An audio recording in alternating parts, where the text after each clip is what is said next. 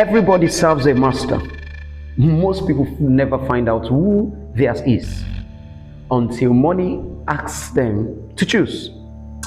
Money is a great servant, but a very terrible God. The first question was never how much do you have? It is whose is it? Ownership, faithfulness, mastery, multiplication. Be faithful in the little. Don't bury what He puts in your hands. Welcome to the Stewardship Code, Principles of Managing Money. Welcome to the Kids Inspiring Nation devotional.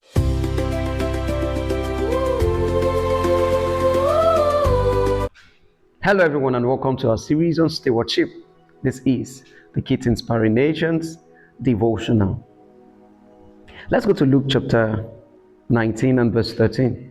Luke chapter 19 and verse 13. And he called his 10 servants and delivered them 10 pounds and said unto them, Occupy till I come. Jesus doesn't want anybody burying their gift. Dr. Miles Monroe will tell you that the richest place on earth are the graves where the gift of man is buried. So in Luke chapter 19, he tells us to occupy or take charge or do business till he comes. So it is very unfaithful for anybody to bury their gifts.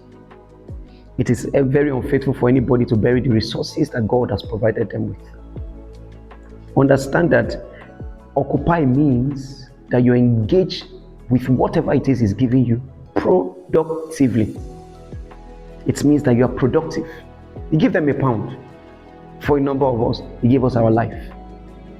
Everything you're going to achieve, everything you're going to have access to in this life is a function of the fact that He first gave you His life to live as your life.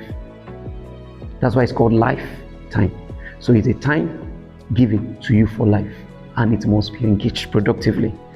But in engaging productively, it means everything, your time must be translated to stewardship in all that you have. Your academic endeavor, your career, your business, whatever it is you're doing. You are not told to sit and wait. You are told to engage productively. It means you must be diligent. It means you must be creative. Work hard. Look for ways to solve problems. It means you must be responsible. Don't say, but it's not something I can do. It means you must serve. You must find people whose lives you're touching. It means you must be enterprising. Create value out of nothing. That's what productivity is about. Don't just sit down and say, I'm waiting for who? We are waiting for who? So he told them, occupy till I think that is the reason why he was angry with that last guy. The guy was waiting for who? The second coming of Christ. Also understand that every work you do, every productive engagement you do, honors God. Every productive engagement you do honors God. You see, go and check it. Jacob was a slave. Joseph was a slave. Daniel was a slave. But they were productively working in honor of God. You know, I don't know where we got it from in this our age. My mom doesn't want me to do that kind of work. What kind of work? Oh, my dad says, I shouldn't be doing. What? Oh, no, this is demeaning. You know what makes your life meaningful? That you are working. What makes your life meaningful is that you are working. What is demeaning? Please, let's get into work. I have a perfect example. I just finished from a private secondary school. And me, over 2 decades, I've not taken an holiday. I've not taken a break. You know what I did? I told my father, the place he was working, they were building something. I said, sir, I want to work.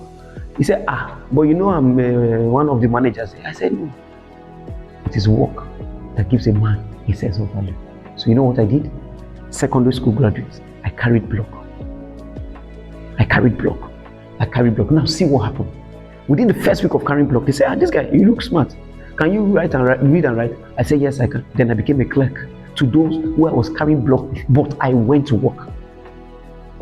I mean, stop that I can't do this. Anybody that says I can't do this is a lazy person.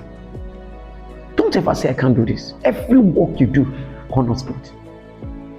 Understand also that, and this is very interesting, if you pray and you don't work, you are calling God a fool. If you pray, and that's what Apostle James said. He said, show me your faith by your works. Faith without work is dead. Work without faith will not produce. Then when I was in school, they would say, read like you don't know God. Pray like God is the only option. So put your heart into work like you are at a disadvantage. Then go into God like He's your only advantage. So let's stop and believing what? I'm believing God for a job. Listen, that thing is wrong. If you've heard anybody say, I'm believing God for a job, if you hear anybody, do you believe God for your WAEC results? No, you go and study for your WAEC results and you come out. You go and study for your ICANN and you come out. You go and study for your CFA. You don't believe God. You only can say, Lord, I've acted, have mercy. So work requires action. Anybody that prays is bearing their gift. Because look at what that man said. Do you know when he was talking to him? He was praying. That's what many of us do in prayer. What his man did? Lord, I've not done anything in my life because if I go into politics, they are corrupt people. If I go into this, they don't like me. Many of us in prayers, we are not different from that man. Giving excuses to our master, and we are saying, I'm praying. In fact, we'll now add fast to it. No, don't do that. Don't bury whatever it has given you. That is, if God put you on this earth, He expects you to walk as you pray, and pray as you keep walking. Don't go and meet Him and be complaining. No, you go again. You go again. You keep going. Listen, if there's anybody that shouldn't walk, it's somebody like Joseph. For the first 17 years of his life, he was his father's darling. And let me speak to firstborns and whoever it is. I mean, all of our people that our parents like us. If your parents like you, they'll put you in trouble. If they like you, they won't give you anything to do. I was telling somebody, I said, God took Joseph from Pa Jacob so that Joseph can be useful in his life. Stop allowing your dad or your mom or anybody to pamper you. Walk. Thank you, Jesus. EWK said, walk, make your brain work. So let it sweat. Make it productive until you become an envy of your world. Did you receive it today? So don't bury your gift. Can I have everybody say that with me? Put it in the comment. I will not bury my gift. I'll see you again tomorrow at the same time. Don't forget to like, share, and subscribe, because Jesus Christ is your joy.